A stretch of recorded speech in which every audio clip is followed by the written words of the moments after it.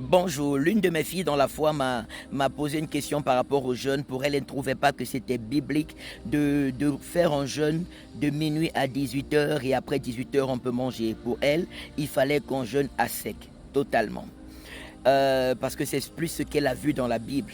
Mais il y a une chose que l'on doit remarquer, c'est que dans la Bible, il n'est nulle part écrit qu'il faille forcément jeûner à sec. D'accord? Il y a des gens qui ont jeûné à sec, mais pas tout le monde. Daniel, par exemple, dans le livre de Daniel chapitre 10, à partir du verset 2, la Bible dit qu'il avait pris un temps de jeûne. Il dit qu'il avait jeûné pendant 21 jours, mais il ne mangeait pas de mets délicats.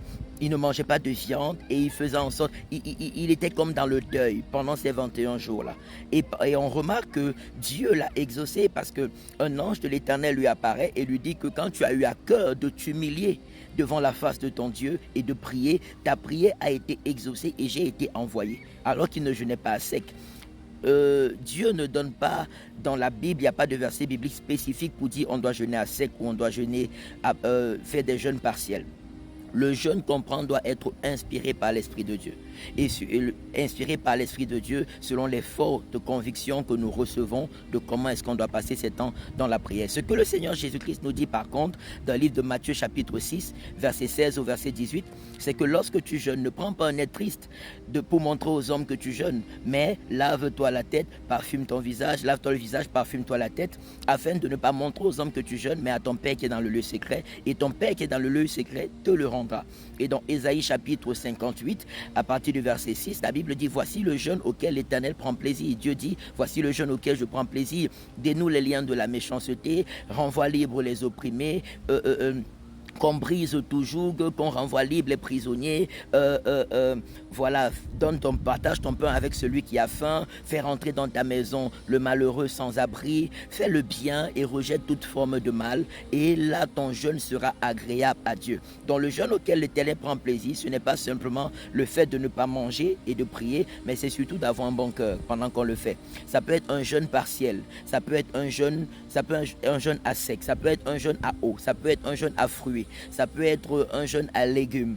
Mais il faille vraiment que ce soit des temps où on humilie son âme devant le Seigneur et plus que tout, on fait le bien pendant ces moments-là. On rejette parce que pendant qu'on jeûne, l'esprit est plus, on élève plus l'esprit et on mortifie la chair. Et la chair manifeste plus toutes ses faiblesses. Alors c'est le moment idéal pour prendre conscience de nos faiblesses, de nos péchés, des choses cachées en nous. Ça peut être l'orgueil, ça peut être la rancœur, ça peut être la colère. Et le Seigneur dit de rejeter tout cela et de faire le bien au maximum. Il dit alors ta lumière poindra comme l'aurore et ta justice paraîtra comme le midi. Quand tu appelleras, le Seigneur te répondra. Tu crieras et diras me voici. Le Seigneur te fera du bien et il y a tellement de promesses. Ésaïe 58 à partir du verset 6 jusqu'à la fin, vous pouvez lire.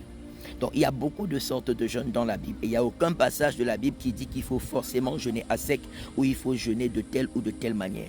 Au contraire, les seules recommandations qui sont données, c'est ne jeûne pas de façon à montrer aux gens que tu es en train de jeûner. Et autre chose, c'est fais le bien autant que possible et rejette le mal sous toutes ses formes. Que tu prennes un jeûne à sec, que tu prennes un jeûne partiel, que tu prennes un jeûne à eau, à fruits et autres, jeûne comme tu es poussé, tu as la conviction de le faire au-dedans de toi. Comment tu jeûnes et comment tu le fais. Que le Seigneur te bénisse. Et si on donne un programme de jeûne dans l'assemblée dans laquelle tu es, et tu vois qu'on donne peut-être un jeûne de 7 jours à sec, toi tu n'y arrives pas, il faut voir ton pasteur, dit Seigneur, pasteur, j'arrive pas à prendre 7 jours à sec, s'il vous plaît, qu'est-ce que je dois faire? Et le pasteur, je crois que poussé par l'Esprit de Dieu, te donnera des conseils adéquats. Et s'il n'y arrive pas, toi également, tu pries le Seigneur, j'arrive pas à faire un jeûne à sec, qu'est-ce que je dois faire? Si tu es sincère devant la face de Dieu, l'Esprit de Dieu te convaincra de quel type de jeûne tu dois faire. Que Dieu te bénisse et bon jeûne à toi quand tu le prends. C'est important de jeûner, c'est vraiment important pour les chrétiens de jeûner. Jésus dit qu'il y a des sortes de démons qui ne sortent que par le jeûne et la prière. Il y a des guérisons qu'on n'obtient que par le jeûne et la prière. Il y a des miracles, des exaucements qu'on n'obtient que par le jeûne et la prière. Alors prenons plaisir à jeûner, mais plus que tout, soyons inspirés par le Saint-Esprit quand on le fait. Ne faisons pas forcément des jeûnes parce que Jésus a fait 40 jours de jeûne de prière. Certains l'ont fait et malheureusement ont perdu la vie parce que ce n'était pas inspiré par le Saint-Esprit. Tous les jeûnes qui sont bénis dans la Bible sont inspirés par l'Esprit de Dieu. Je prie que le vôtre et les nôtres soient inspirés par le Saint-Esprit. Que Dieu vous bénisse au nom de Jésus-Christ de Nazareth. Amen, amen, amen. Shalom.